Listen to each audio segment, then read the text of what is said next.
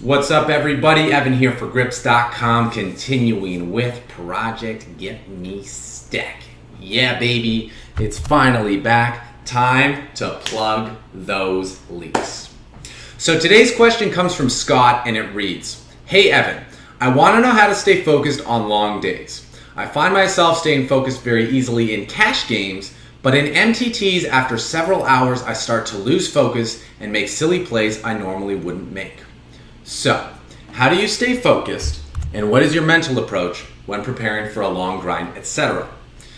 This is a question that I'm super pumped to answer because it basically encompasses just about everything I've been working on for the last couple of years. I used to play cash when I was young and I could muster 8-hour sessions, no problem. As I got older, that number dropped to 4 hours and eventually 2 hours, so I had to make some adjustments. MTTs were even tougher because of a few things. So I'm going to start by explaining why I feel MTTs are different than cash games in terms of their mental demand and exhaustion factor. I'm then going to get into my typical pre-game and post-game routines to best prep myself for MTT sessions. And finally, I'm going to mention some things you can do during these sessions to maximize your attention levels. Many of them are going to seem pretty basic, but hey, it's easy to forget the basics when we get caught up in the game. So I believe that tournaments put more stress on the system than cash games because of the mounting pressure of getting deep. There is this worry that many have that they won't see anything for their effort if they don't cash. And the longer you play before reaching the bubble, the higher that pressure becomes, and it manifests itself in tensing of the muscles and tension buildup in the body. I talked about this in my video, Why You Go on Tilt and How to Stop It. Now, the effects compound when we look at the top prizes and we get in our heads that anything less than that prize is a failure and will be a disappointment. And nobody wants to feel like a failure, so that's where this pressure comes in. And when we're dealing with that pressure, suddenly we get into the fight or flight mode, where we're like, we got to perform, we got to get that, otherwise we're at risk. And that's something we got to deal with. And the best workaround for it, so as to immediately decrease the amount of mental wear and tear that you'll get before your session even starts, is to set an intention before you begin. To focus on some part of your game, something you want to do during the session, so that win or lose, whatever place you finish in your tournament, your session can still be a productive one. Suddenly your focus is on something you can control rather than something highly dependent on luck, and thus you're not in that fight or flight mode anymore, which is quite taxing on the energetic system. And there are also so many more factors to consider in tournaments, so many more variables than in cash games, which are fairly routine once you get the feel for them. So that's just more processing that's going on in your brain, which is also draining. That's the other reason that I feel that tournaments are much more taxing than cash games. Anyway, you know what my reasons are for that. Now let's move on to the warm-up.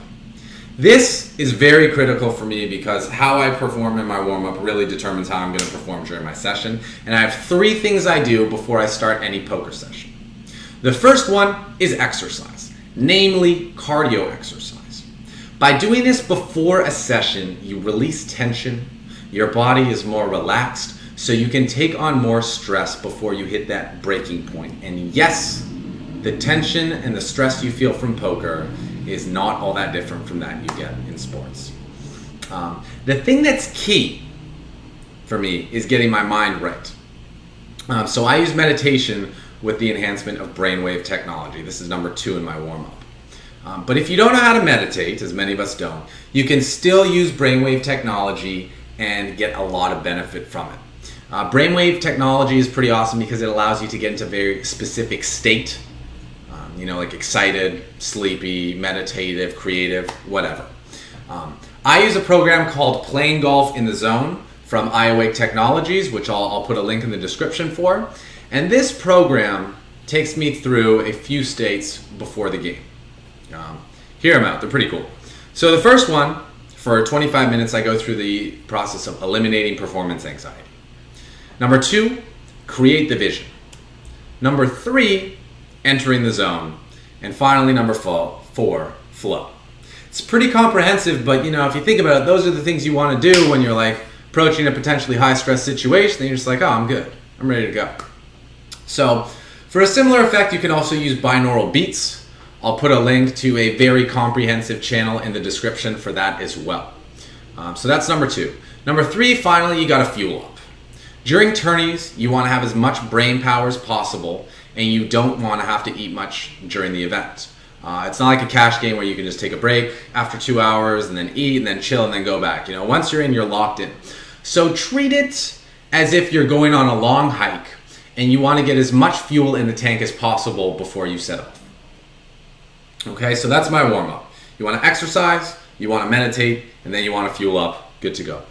Ideally, leave yourself 30 minutes to an hour to digest the food before things start off. Now, during the session is pretty key, so obviously we have 2 big components. The first one is stay hydrated, and the second one is to keep your glycogen stores full. That's your energy, that's where your processing power comes, the fuel for your brain. So this just means, if you've dealt with some really taxing stuff, some tough spots, some tough situations, an event that happened on the side that tilted you, snacking on some nuts or berries will help to restore those glycogen supplies which got used for that big event. But don't eat too much, as digesting heavy food requires blood to go to the digestive organs and oxygen. And you want that blood and oxygen in your brain so you can be using that to make decisions, not to process your food. But do what you can to avoid the insulin drop, which comes from putting high stress on your system. If you've dealt with some taxing stuff, replenish those stores, but try to keep it light. Also, make sure you have adequate lighting. There's no excuse for taxing your eyes unnecessarily. If you got sunlight, use it, and when that goes down, use a dimmer and bring the artificial light in. Now for the big ones that you have a lot of control over and you probably didn't realize. Number 1, make use of your music. Music has an insanely powerful effect on us humans, and it can really impact your mood. Think about how you feel when you go to a club versus when you're at a rock concert, when you're listening to some chill music.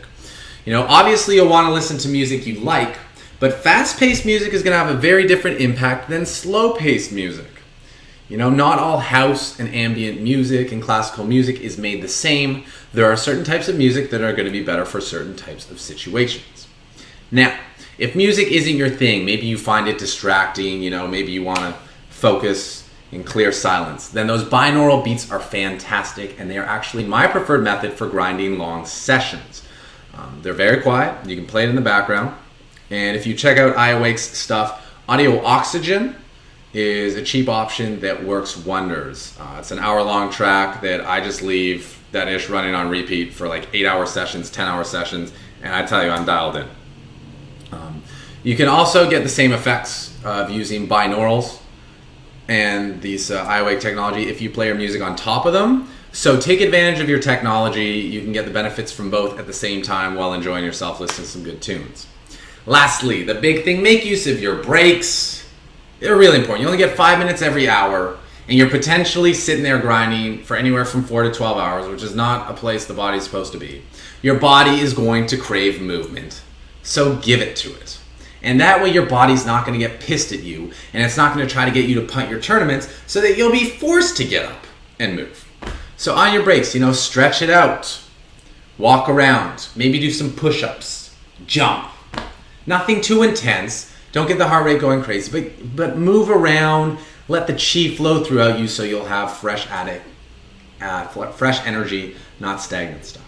And if you're feeling really tense, just go with a good old bioenergetic shift, One of those. And I promise you, that hand you couldn't get out of your mind, that dude who's been in you like all day, giving you a hard time, that's not going to bug you anymore. That's going to go away. You do that for like 2-3 minutes, you just shake like crazy, you'll feel fine. Just make sure, you don't want anyone looking.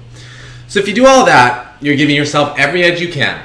Your body's content, it's not going to bug you. Your mind's as clear as it can be, so it can think and process information. You have the fuel for thinking, so you're not in a rush to get somewhere else, and you're also energizing through other senses. I really think that the auditory stuff, it's like a cheat code, and it's great. So now after the session, I use the rest of my Playing Golf in the Zone program, which involves 3 more states. First, I get energy and focus, because obviously we're going to be drained after a taxing session.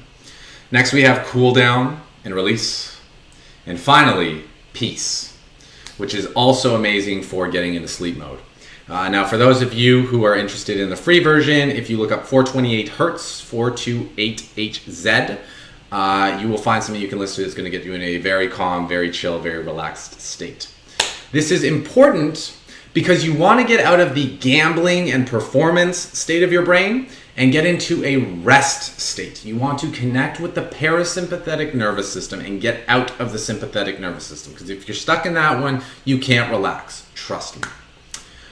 So I like to mark down the key hands from sessions so that I can review them another day.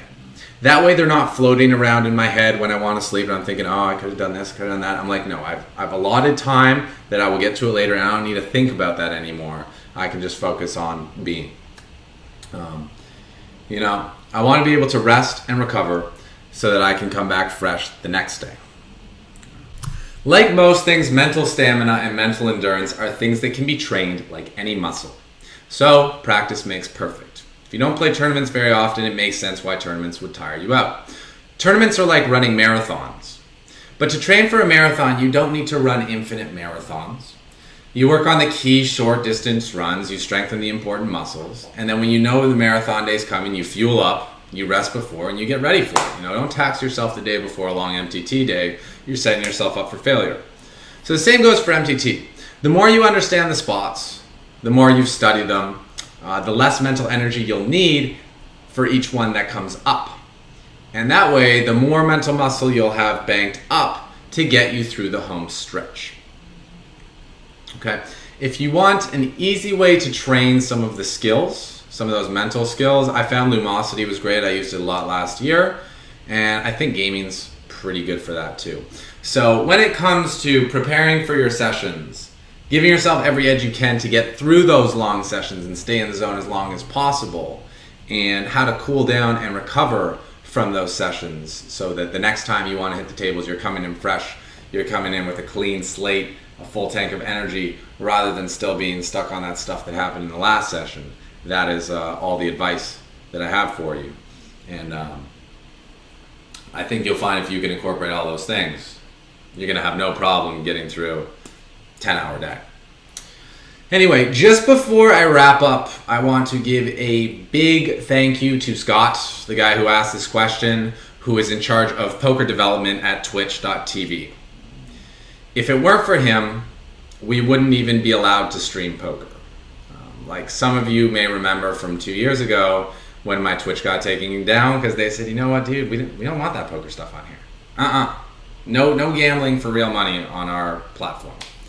Now, thanks to Scott and his efforts, some streamers are getting over 10,000 viewers at a time, which was unheard of as little as 6 months ago. So big thanks to Scott and everyone who has watched a stream with me. Please show some love in the comments for Scott, and everyone who hasn't watched a stream with me, get your ass on over to twitch.tv/grips this Friday or Sunday and find out what it's all about.